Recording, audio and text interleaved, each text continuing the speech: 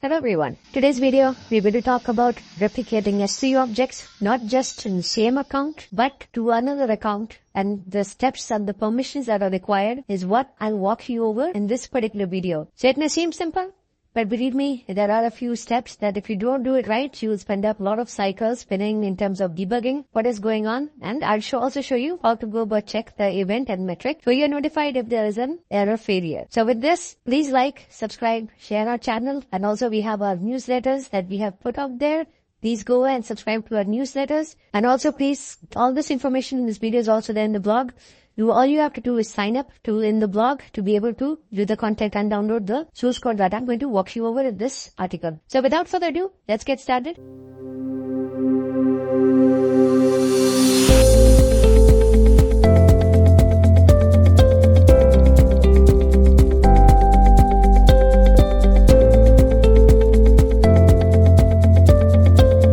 As you see, I have two accounts here. So the flow of this is going to be, you would have to have two accounts for this setup, and this is mainly for enterprise organizations. But what I'll do is I'll create the source bucket. I will set the properties in the source bucket and then I will also create the destination bucket. I will show you the settings that are there in the destination bucket. I will create the cross-region replication rule, which by default will go ahead and create the IAM rule. And once the rule is created, I will show you how to change the trust for the batch operations in S3 to be running, as well as the destination permission that is required is what I'll show. And also what I'll do is I'll show you the bucket permissions that need to be changed as part of this. And last, I'll show you how you can monitor the cross-region replication rule to ensure there is no replication failure. So let's get into it. So first thing what I'll do is in my S3, I'll come here and I'll create a bucket.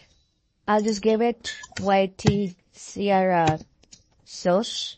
There's nothing to choose. Disable the ACE here and don't enable this, otherwise you're going to run into issues. By default, always never enable public access unless you are kind of having some website that requires public data. Have tags. For now, not going to use it. Keep SSE S3 because if you use CMK, you will run into a lot of encryption related issues. For the sake of simplicity, SSE S3 is the way to go for cross-account replication. Go ahead and create the bucket here. This is the source bucket. Likewise, let me also go ahead and open actually before I go to the destination, let me show you the settings required here. This is the source. Now here you come to properties. For the replication to be in place, you do need to have versioning enabled. So come here, enable versioning. And then just ensure everything is in place. And likewise, in permissions, we will come back and edit the policy, rest assured. But just ensure this is, this is the default setting enabled because earlier we had some customers who didn't have this enabled. So that is why I'm just mentioning. So now this should take care of the source bucket setup. So let's get to the destination bucket creation. Okay, so now I'm in the destination count, S3. Let me create a new bucket here, and S3. And this is the destination. I don't need to choose, keep this disabled, leave all the default settings. Come here, create a bucket. Pretty simple, straightforward. Now select this, come here, go to properties, enable versioning. Without this, you can't enable cross-region replication. So now this is enabled, set up, you come to the objects and we'll get to the permission part. Now we have both the source and destination. We are going to create the cross-region replication rule, which in turn is also going to create the rule. So let's show that. Now in the source bucket, we have to create the cross-replication rule, which is where come here, click management and go all the way down to replication rule and create a replication rule. Give the rule ID. This is said, you can put source, destination, something like that. Feel free to change it. The name, it's up to you. For now, give it to all objects in the bucket. Specify this, another bucket and another account. Come here, get the account number from the other account. Choose the bucket name, this one, and just ensure it's the same name. And this is where both are in the same region. You don't need to kind of enable this, but here you could choose a create new role and it will go ahead and create a new role for you. So I already have this role created, right? So that is what I'll just go ahead and use this role. Like this is the role that was created. And in this, what I wanted to show is if you want to do batch operations, you can add this as well. This is the trust for those. So you can see this is the batch operations you want to do because this is an S3 as well for sure. But come here, you just edit this policy to change the name of the source and destination buckets. So if you do this, you give the name of the source bucket, which is YT. Yeah, so it's a little more visible. Yeah. And then I can just do this for all. You choose the sources around. And likewise, you need to do for destination bucket where you need to change the name. So come here and mention this destination. Change this destination. Change this thing. So that's pretty much it. What this policy is saying is you can first of all read and get the objects, but at the same time you can replicate. So that is what this policy is providing the permission for the bucket to do. You hit next, you save this policy role, take the name, and this is what you're going to be providing in this cross-region rule. You can always create a new role. It will create one for you, but I had it created, so I'll just provide this over here. Leave this unchecked because you don't want to deal with encryption. There'll be a lot of issues if you do. So hit save. And so there you go. Your replication rule is created. So you could create a replication job if you want. And what this is going to do, it is going to come to here, batch operations, and have the replication created. But what we have done now is just created a replication rule. We still have to update the source and destination bucket policies, which I'll show as part of this next step now. Okay, so this is the source bucket. What I did is I created the template with the policy. And what I'm saying is this is the CloudTrail should have access to the bucket. Just provide the source account condition. Otherwise, it'll throw a security violation. As well as for batch operations, I'm able to put and get. Likewise, put the resource, which is this bucket, and the current account. Do this and save changes. So now this is the policy for the source. Let's go ahead and add the policy for the destination as well. So this is the destination bucket. And likewise here, what I'm doing is I need to put this CRR rule, the cross-region replication rule that we had created.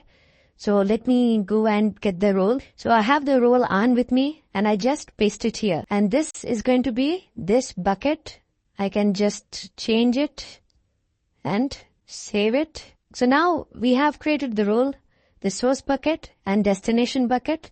Now let's try testing the setup. So for that, let me go to the source bucket, come to this bucket objects, and let me try uploading an object and see if it replicates. So let me in temp.